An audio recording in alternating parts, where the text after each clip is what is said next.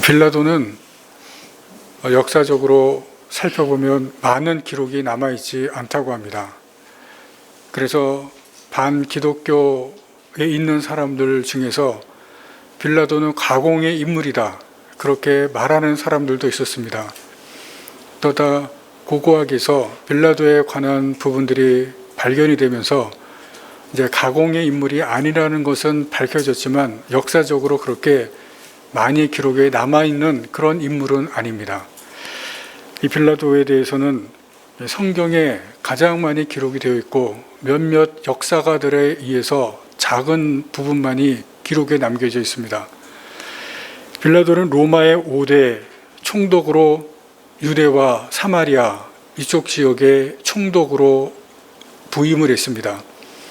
그래서 10년 동안 총독으로서 이제 활동을 했었는데, 우리는 총독으로 부르지만 그러나 사실상 총독은 아니었습니다.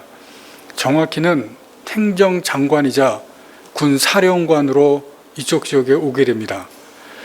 원래 유다 지역 갈릴리 그리고 그 위쪽까지 그쪽의 실제적인 총독은 시리아 총독이 전체 총독으로 이곳을 관할하고 담당을 했습니다. 시리아 지역이 로마에게는 아주 중요한 지역이기 때문에 시리아 총독이 이쪽을 다 담당하고, 그리고 이 빌라도는 실제적으로는 행정장관이자 그리고 군사령관으로서 이곳에 오게 되는데, 이 헬라어의 명칭, 그 명칭으로는 이제 사람들이, 학자들이 총독으로 번역을 해도 무방하다, 그래서 이제 우리도 총독으로 번역을 하면서 그렇게 성경에서 알려지게 됩니다. 이 빌라도가 총독으로 부임을 할 때부터, 시작부터 유대인들과는 사이가 좋지가 않았습니다. 그래서 처음부터 유대인들과는 대립한 것으로 알려지고 끝까지 유대인들과는 사이가 좋지 않은 대립하는 관계로 있게 됩니다. 그리고 오늘 본문에 예수님의 재판이 나오는데, 예수님과 이런 재판하는 이 장면 이전에 빌라도는 두 번의 민중 봉기를 경험합니다. 첫 번째는 빌라도가 부임 초기에 민중 봉기가 일어났는데, 빌라도가 군인들을 예루살렘으로 데리고 오는데, 그때 어떤 일이 있냐면 군대에 군기가 있습니다. 근데 군인들이 사용하는 그 군기에 유대인들이 우상으로 여기는 로마 황제, 그 로마 황제 얼굴을 군기에 다 달게 합니다. 그리고 예루살렘으로 들어오는데 유대인들이 우상의 이 상징, 로마 황제의 얼굴을 군대 깃발에 사용을 하면서 예루살렘으로 진입했다고 해서 폭동이 일어납니다. 밀란이 일어납니다. 그리고 그때 5일 만에 군대를 철수하게 됩니다. 그리고 두 번째 봉기는 예수님의 재판 조금 전에 이 두 번째 폭동이 일어납니다. 그것은 이 수로를 건설하기 위해서 예루살렘에 수로를 건설하는데, 그때 이스라엘 이 유다 지도자들 또 민중들이 같이 성수를 예루살렘에서 팔고 장사를 하는데, 수로를 건설하면 그것을 팔 수가 없기 때문에 또다시 폭동이 일어납니다. 이 두 번의 폭동을 예수님의 재판 전에 경험을 하면서 이 빌라도가 폭동에 아주 민감하고 밀란에 굉장히 민감하게 됩니다.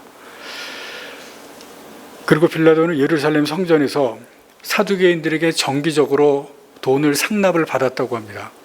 돈을 굉장히 좋아하는 사람으로 알려져 있습니다. 그럼에도 불구하고 성전 자금을 수로 사업을 한다는 명목으로 착복을 합니다. 수로 사업을 한다고 하면서 실제로는 하지 않고 성전의 돈을 착복을 하고 자기가 빼돌려서 그것을 자기 돈으로 삼습니다. 그런데 나중에는 좀 전에 말씀드린 것처럼 실제로 수로 작업을 시작을 합니다. 그런데 하다 보니까 세금이 부족합니다. 그래서 많은 세금을 유대 백성들에게 거두는 그런 일도 하게 되어서 또 미움을 받게 됩니다. 역사가들이 처음에 말씀드린 것처럼 이 통치 기간 내내 이 빌라도는 유대 백성들에게 사이가 안 좋을 뿐만이 아니라 관대하지도 않았다고 그렇게 이야기를 합니다. 그래서 예수님의 이 사형 집행 과정을 보시면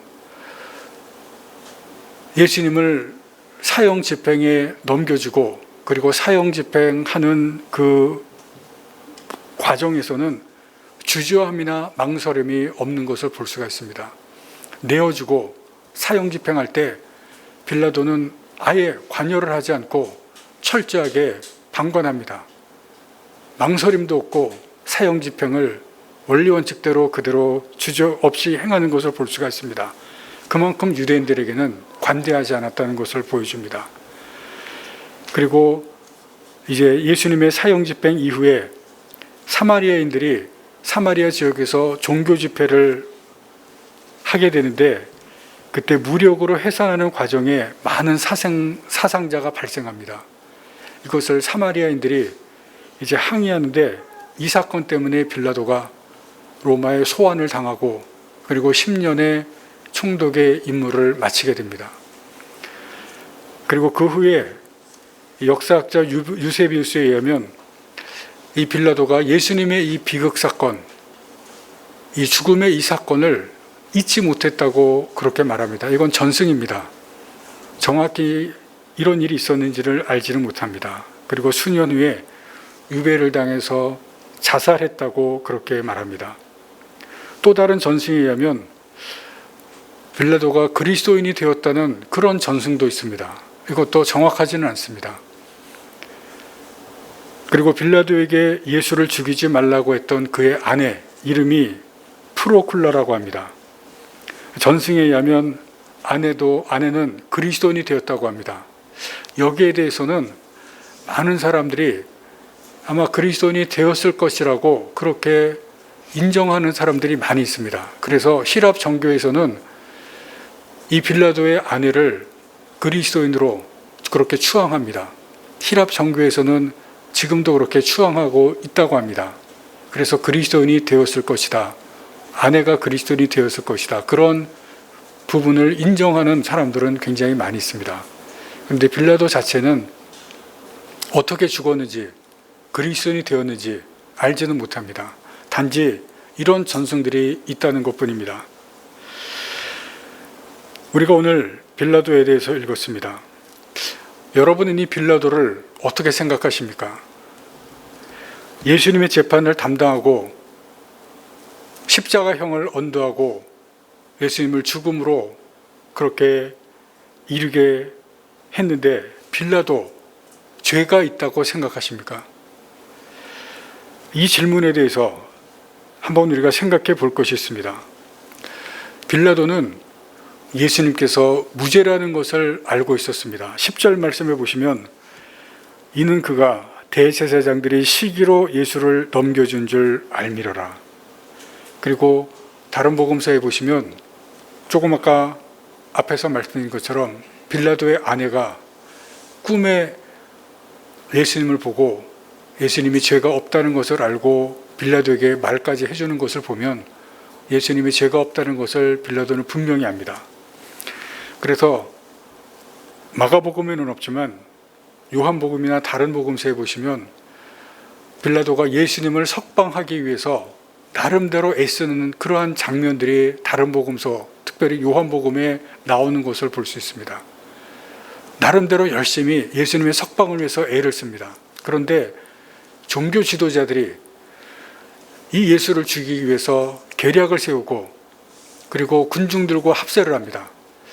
종교 지도자들과 수많이 모인 군중들이 합세를 할 때 그 힘이 엄청난 세력이 됩니다. 그래서 그 큰 힘을 빌라도가 이길 수가 없습니다.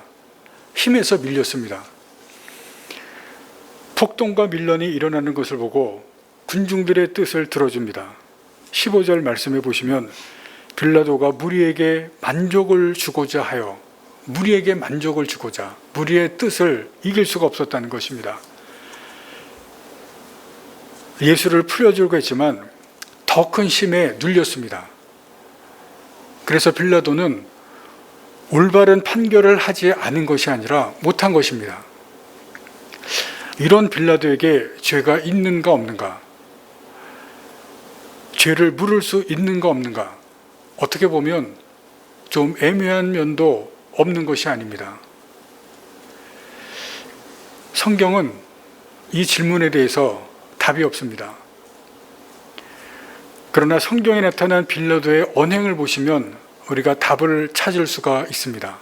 사복음서에 나타난 빌라도의 행동과 말들, 거기에 빌라도의 죄에 대한 부분은 답을 우리에게 보여줍니다. 빌라도는 옳은 일을 하지 않았습니다. 바른 재판을 하지 않은 것입니다. 재판관으로 서 있는데 그 재판의 자리에서 바른 재판, 옳은 행동 하지 않았습니다. 그래서 성경은 빌라도에게 죄를 묻습니다. 우리가 고백하는 사도신경에는 예수님이 빌라도에게 고난받았고 십자가에 못 박혀 죽었다 기록하고 있습니다. 빌라도가 죄에 있다는 것을 명시하고 있는 것입니다. 그래서 수많은 사람들, 수많은 그리스도인들이 이 사도신경을 고백하면서 빌라도를 기억하고 있습니다. 빌라도는 죄가 있다는 것입니다. 그러면 빌라도가 무엇을 잘못했는가? 어떤 죄를 지었는가? 우리가 생각해 볼 필요가 있습니다. 요한복음 19장 10절에서 12절에 보시면 빌라도와 예수님의 대화가 나옵니다. 다 같이 한번 찾아보시겠습니다. 요한복음 19장 10절에서 11절입니다.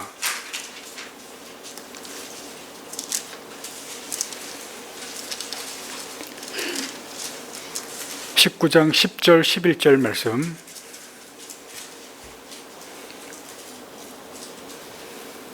(19장 10절 11절) 다 같이 읽겠습니다.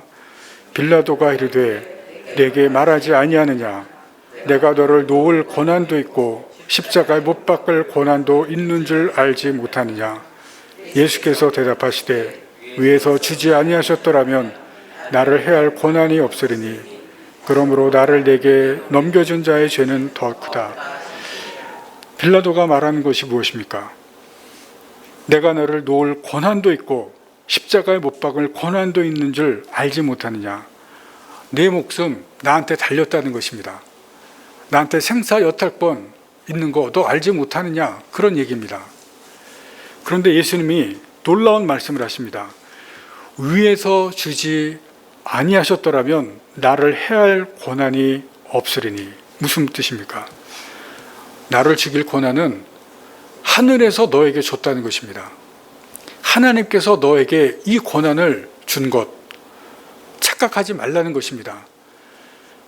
내가 스스로 노력해서 얻은 것 같고 내가 쟁취한 것 같고 황제가 너에게 임명해서 내가 이 고난을 얻은 것 같지만 아니라는 것입니다. 하늘에서 하나님께서 내가 가지고 있는 이 고난을 준 것이다. 예수님께서 이것을 말씀합니다. 여기에는, 이 예수님의 말씀에는 더 깊은 의미가 있습니다. 하나님께서 주신 것에는 책임이 따릅니다. 바르게 사용하는지 그렇지 않은지 책임을 물으십니다. 하나님께서 사람에게 주시는 것, 거기에는 어떻게 사용하는지, 그 사용하는 것에 대한 책임, 그것을 반드시 물으십니다. 예수님께서 그것을 가르쳐 주신 것이 달란트 비유입니다. 우리 각자에게 주신 달란트가 있는데 그 주신 것에 대해서 반드시 책임을 물을 그 시간, 그때가 반드시 온다는 것입니다. 빌라도는 하나님께서 주신 고난을 잘못 사용했습니다. 자기 자리를 지키기 위해서, 폭동을 막기 위해서 예수님께서 무지한 것을 알면도 불구하고 사형을 언도하고 죽음의 자리로 내주었습니다. 그리고 마태복음에 보시면 자기가 그렇게 했음에도 불구하고 물에 손을 씻으면서 자기 책임을 회피합니다. 책임을 지지 않습니다. 그런데 예수님의 이 말씀은 우리에게도 중대한 문제를 제기합니다. 우리에게 있는 것도 하나님께서 주신 말씀이라고 이야기합니다. 그런데 그것을 어떻게 사용하고 있느냐, 그런 질문입니다. 빌라도는 하나님께서 주신 권한을 어떻게 사용했습니까? 말씀하신 대로 책임도 지지 않고 바르게 사용하지도 않았습니다. 우리에게도 적든 많든 하나님께서 주신 것이 있습니다. 우리가 가진 재물에 대해서 성경에서 하시는 말씀이 있습니다. 신명기 8장 17절에서 18절 말씀입니다. 내가 마음에 이르기를 내 능력과 내 손의 힘으로 내가 이 재물을 얻었다 말할 것이라. 내 하나님 여호와를 기억하라. 그가 내게 재물 얻을 능력을 주셨습니다. 이스라엘 백성이 재물을 가나안 땅에서 얻고 나서 내 능력과 내 힘으로 재물을 얻었다고 말합니다. 그렇게 생각합니다. 그런데 하나님께서 그 재물 능력을 내가 주었다, 그렇게 말씀합니다. 재물은 하나님께서 주셨다는 것입니다.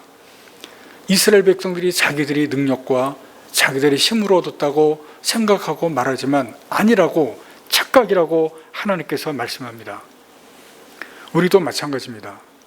내 재물, 내 자리, 내 경험, 내 지식, 내 권한, 내 건강, 다 하나님이 주신 것입니다. 우리의 자유의지도 하나님께서 주셨습니다. 내가 마음대로 할 수 있고 선택할 수 있고 내가 결정하는 그 모든 것, 그 자유의지까지도 하나님께서 주셨습니다. 청년들에게는 하나님께서 앞으로 어떤 것을 주실지 모릅니다. 지금이 다가 아닙니다. 하나님께서 앞으로 어떤 자리에 있게 하실지, 어떤 권한을 주시고 무엇을 주실지 모르지만 그것 하나님께서 주십니다. 많은 사람들이 내가 잘나고 내가 열심히 해서 내가 얻은 것이라고 생각합니다. 그러나 착각입니다. 하나님께서 주신 것입니다. 성경은 빌라도의 권한도 하나님의 허락하에 하나님께서 주신 것이라고 말합니다. 그러나 하나님께서 주신 것에는 책임이 따르고 잘 사용해야 할 의무가 따릅니다. 우리에게 주신 이유는 나만 배부르고 나만 평안하고 나만 잘 살라고 주신 것이 아닙니다. 내게 주신 것을 가지고 하나님을 위해서 해야 될 일이 있습니다.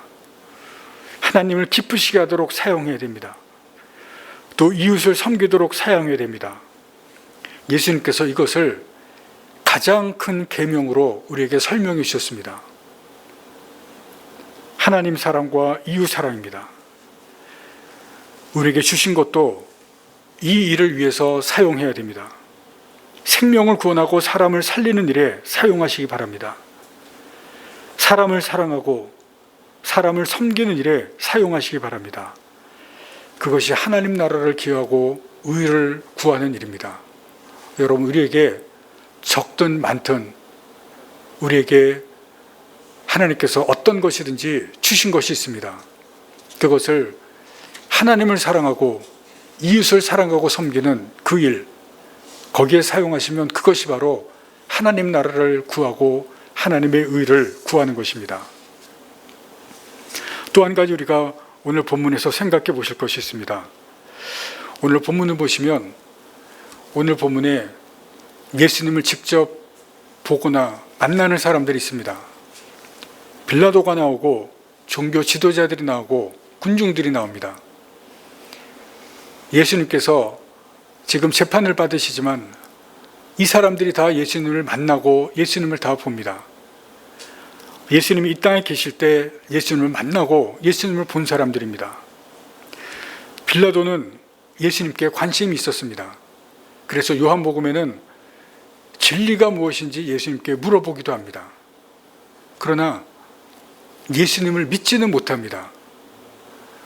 예수님께 관심이 있었지만 진리가 무엇인지까지도 물어보았지만 믿지는 못합니다. 예수님에 대한 호기심 차원에서 끝나고 맙니다. 종교 지도자들은 아예 예수님을 거부했습니다. 3년 동안 예수님을 만났지만 예수님을 거부합니다.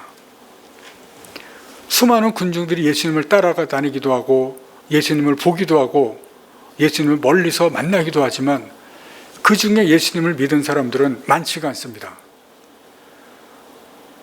예수님을 진정으로 믿은 사람은 500명, 그 조금 넘는 숫자, 거기에 머물고 맙니다.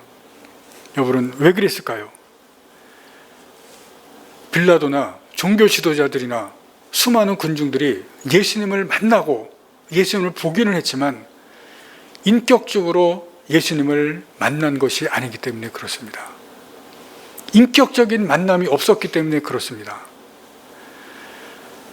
우리에게 필요한 것은 예수님과의 인격적인 만남입니다.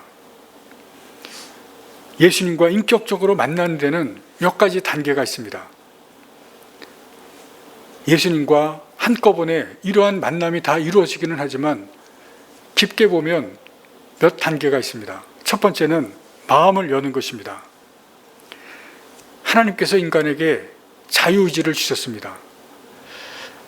자유의지는 사람을 인격적 존재가 되게 하는 것입니다.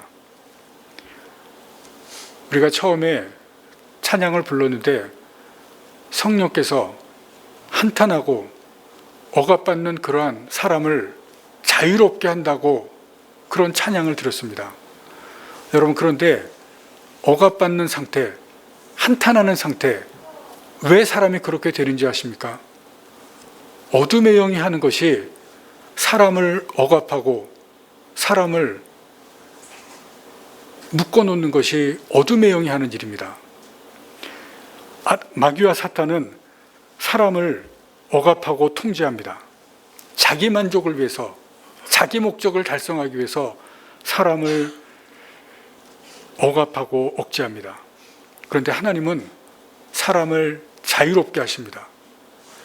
우리에게 자유의지를 주셔서 우리가 하고 싶은 대로, 우리가 원하는 대로 다니게 하고 하게 하고 우리가 원하는 대로 사람을 지으셨습니다. 그래서 자유의지를 주셨습니다.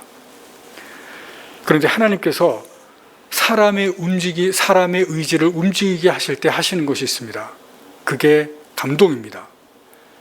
하나님께서 감동을 주시면 사람이 의지를 가지고 하나님의 감동을 따라서 하게 됩니다. 어둠의 영은 사람을 억제하고 사람을 통제하지만 하나님은 사람에게 감동을 주셔서 하나님의 그 감동을 따라서 의지를 사용하게 됩니다. 말씀이나 성령을 통해서 마음에 감동을 주셔서 움직이게 하십니다. 그때 사람의 마음이 열립니다. 마음이 닫히면 예수님을 인격적으로 만날 수가 없습니다. 빌라도나 종교 지도자들이 예수님의 얼굴을 보고 만날 수가 있었지만 마음이 열리지 않았습니다. 마음에 감동이 없었기 때문에 그렇습니다. 오늘날 세상 사람들이 예수님에 대해 들어도 마음에 감동이 없기 때문에 마음이 열리지를 않습니다. 그래서 예수님을 인격적으로 만나지 못합니다. 교회 다녀도 감동을 받고 마음이 열리지 않으면 예수님을 인격적으로 만나지 못합니다. 마음에 감동이 있어야 마음이 열리게 됩니다. 두 번째 단계입니다. 믿음입니다.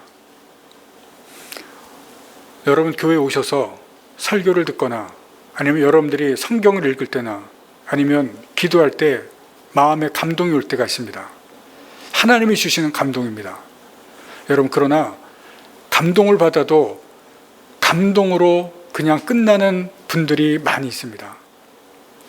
감동이 감동으로 끝나면 그러면 그것은 아무것도 되지가 않습니다. 감동은 마음이 열려서 믿음의 단계로 나아가야 됩니다. 그래서 두 번째가 믿음입니다.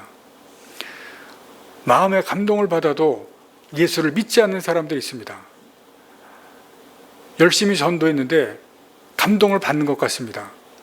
그러나 믿음까지 가지 못하는 것은 믿지 못하는 그러한 순간이 오는 그때는 믿음을 갖지 못하는 경우에는 마음에 감동이 있어도 그 믿음이 되지 못하는 거기까지 이를 때는 예수를 믿지 못하게 되고 감동이 믿음이 되지 못하고 그 믿음으로 나아가지 못하기 때문에 삶의 변화가 없습니다. 하나님께서 마음을 감동을 시키는 것, 그 감동이 믿음의 단계까지 나아가야 됩니다.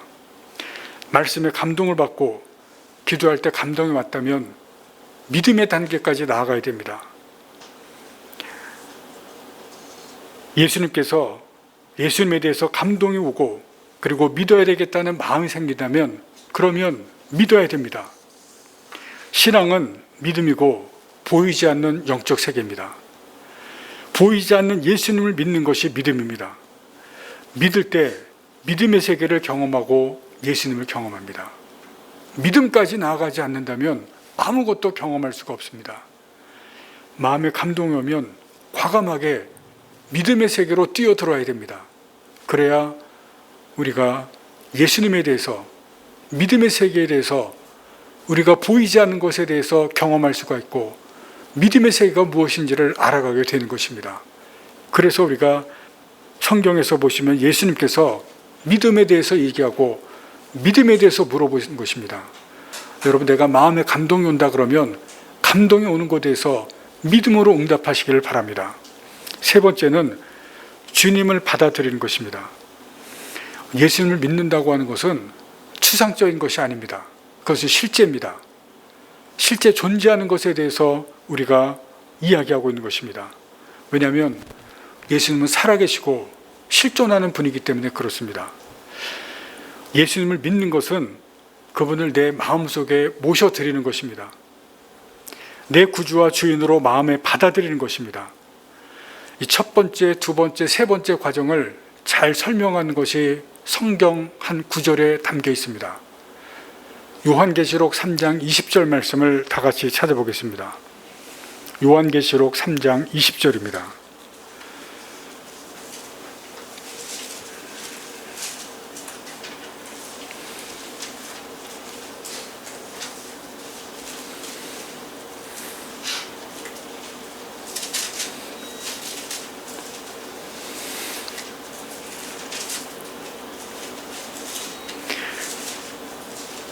함께 읽겠습니다. 볼지어다 내가 문 밖에 서서 두드리노니 내 음성을 듣고 문을 열면 내가 그에게로 들어가 그와 더불어 먹고 그는 나와 더불어 먹으리라. 주님께서 우리 문 밖에 서서 두드리고 계십니다.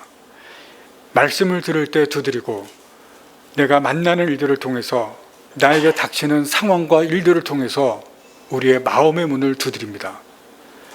음성을 듣는다는 것은 감동을 받는 것이고 그 감동을 받는 것에 대해서 응답하는 것입니다. 문을 여는 것은 믿는 것이고 주님을 마음에 받아들이는 것입니다. 여러분, 그러면 주님이 우리 마음에 들어오신다고 했습니다. 오셔서 나와 함께 먹는다는 것은 나와 함께 살아가는 것을 말합니다. 여러분, 이 말씀이 얼마나 실제적이고 구체적인지 모릅니다. 실제로 살아가는 그 모습을 그대로 예수님께서 행동하는 것을 그대로 보이십니다. 왜냐하면 예수님께서 이렇게 하시기 때문에 우리에게 말씀합니다.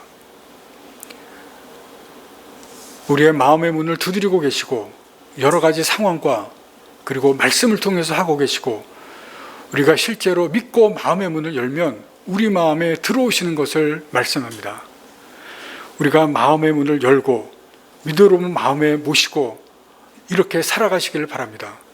그러면 예수님께서 우리가 어떻게 우리의 삶 가운데서 행하시는 것을 우리가 실제로 경험하시고 그렇게 살아가실 수가 있습니다. 그런데 이것이 마지막이 아닙니다. 세 번째 마지막 단계가 있습니다. 오늘 본문의 상황을 보시기를 바랍니다. 오늘 본문의 상황을 보시면 자리가 다 바뀌어 있습니다. 빌라도와 예수님 보시면은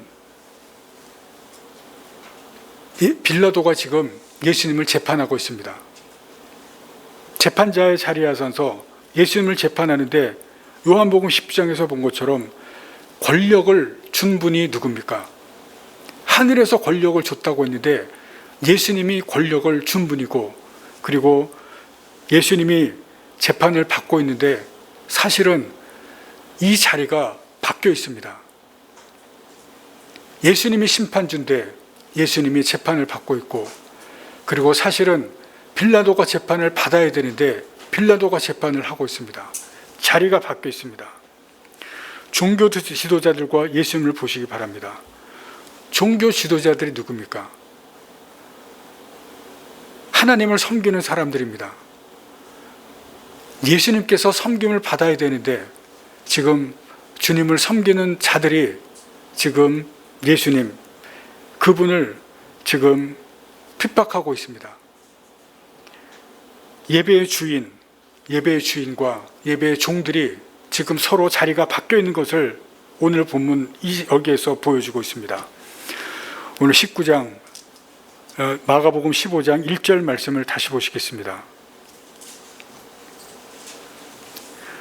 새벽에 대제사장들이 즉시 장로들과 서기관들 곧 온 공회와 더불어 의논하고 예수를 결박하여 끌고 가서 예수님을 결박해서 끌고 갑니다. 예배의 주인, 섬김을 받아야 될 그 예수님을 결박해서 끌고 갑니다. 예수님을 섬겨야 될 그 종들이 지금 예수님을 끌고 가는 것을 보여줍니다. 자리가 바뀐 것을 보여줍니다. 군중들은 어떻습니까? 군중들은 죄인들입니다. 예수님께로부터 죄인들로 심판을 받아야 될 그러한 사람들인데 죄인을 심판하실 예수님과 자리가 바뀌어 있습니다. 오늘 본문에 보시면 모든 상황들에서 다 자리가 바뀌어 있는 것을 보여줍니다. 여러분, 우리는 어떻습니까? 우리가 예수님을 믿고 예수님을 나의 구주로, 나의 주인으로 우리가 마음속에 모신다고 그렇게 이야기를 하고 그렇게 말하는데 우리의 삶에서 예수님과 나의 자리는 제자리에 있는가? 우리가 생각해 봐야 됩니다. 내 삶의 주인, 나의 주인으로 그 자리에서 예수님을 모시고 살아가고 있는가? 여러분, 우리의 자리를 생각해 보시기를 바랍니다. 예수님이 주인이 되시고 예수님께서 나의 주님이 되신다면, 실제로 그것을 경험하시고 산다면 여러분, 그 주인의 영향을 받을 수밖에 없습니다. 약을 먹으면 약의 효과가 나타납니다. 여러분 다 경험해 보셨을 것입니다. 아픈데 약을 먹고 그 약에 대해서 효과가 나타나기 때문에 우리가 병원에 가서 의사를 찾고 약을 먹습니다. 코로나로 백신을 맞은 분 계시고 또 이제 예약하시고 맞으실 분 계실 것입니다. 이스라엘이 지금 전 세계 중에서 가장 많은 백신을 맞았습니다. 코로나에 제일 많이 걸렸을 때는 하루에 10,000명 이상씩이 걸렸습니다. 그런데 제가 어제 이스라엘을 통계를 봤습니다. 최근에 2자릿수로 내려왔고 그저께 7명에 걸렸습니다. 하루에 10,000명씩 걸렸다가 지금은 2자릿수, 어제는 그저께 7명. 백신을 맞은 효과가 너무나 분명하게 지금 나타나고 있습니다. 그래서 지금 우리나라도 백신을 빨리 맞으려고 많은 사람들이 노력을 하고 있습니다. 백신을 맞은 효과입니다. 예수님이 우리 안에 들어오시고 예수님께서 그 주인의 자리에 앉아 계신다 그러면 그 영향이 분명하게 나올 수밖에 없습니다. 한 결혼식 피련에서 신랑 동생이 들러리를 쓰고 그리고 이런 말을 했습니다. 솔직히 저는 형을 좋아하지 않았습니다. 평생 물과 기름처럼 어울리지 못했고 지금도 서로 정말 다릅니다. 하지만 형이 형수님을 만난 날부터 형이 좋아지기 시작했습니다. 형이 형수님과 함께 할수록 형에게서 좋은 모습이 나타나기 시작했고 저도 형과 함께하고 싶어졌습니다. 형이 사랑하는 사람을 만나자 그 사랑하는 사람이 마음속에 들어와서 영향을 주기 시작했습니다. 형이 달라지기 시작했습니다. 그러자 동생이 그것을 보고 형에 대해서 태도가 달라지고 형이 좋아지기 시작했습니다. 여러분, 사랑하는 사람 좋아지기 시작하고 그 사람이 마음속에 들어오자 영향을 주기 시작한 것입니다. 여러분, 내가 예수님을 믿고 그 예수님을 내 마음속에 모셔드리고 그리고 나의 주인으로 삼는다면 나의 삶에 영향을 미치지 않을 수가 없습니다. 내 삶에 영향이 나타나지 않을 수가 없습니다. 예수님은 실제입니다. 예수님을 실제로 경험하고 예수님이 내 마음속에 오시고 내 주인이 되신다면 그 영향이 나타나지 않을 수가 없고 변화가 나타나지 않을 수가 없습니다. 여러분, 이것이 인격적인 만남입니다. 예수님을 믿습니까? 아니라면 믿으시기 바랍니다. 예수님을 마음에 모시고 계십니까? 아니라면 모시기 바랍니다. 예수님과 나의 자리가 바뀌어 있지 않습니까? 그렇다면 예수님을 제자리에 모시기를 바랍니다. 예수님을 믿었어도, 예수님을 나의 마음에 모셨어도 자리가 바뀌어 있다면 다시 예수님을 제자리에 모시기를 바랍니다. 내 안에 실제하시는 그 주님으로 우리가 모시고 살기를 바랍니다. 내 어려움과 고통이 내 미래가 문제가 아닙니다. 주님께서 내 안에서 제자리에 계시는가, 그것이 문제입니다. 그래서 예수님을 진정으로 내 주인으로 모시고 산다 그러면 여러분, 주님께서 내 안에 영향을 주시고 내 삶을 온전히 바꾸어 가시고 나의 모든 것을 주님의 귀한 모습으로 만들어 가실 줄로 믿습니다. 예수님을 만나는 것이, 보는 것이 문제가 아니라 인격적인 만남이 우리 안에 있으시기를 간절히 바랍니다. 기도하시겠습니다.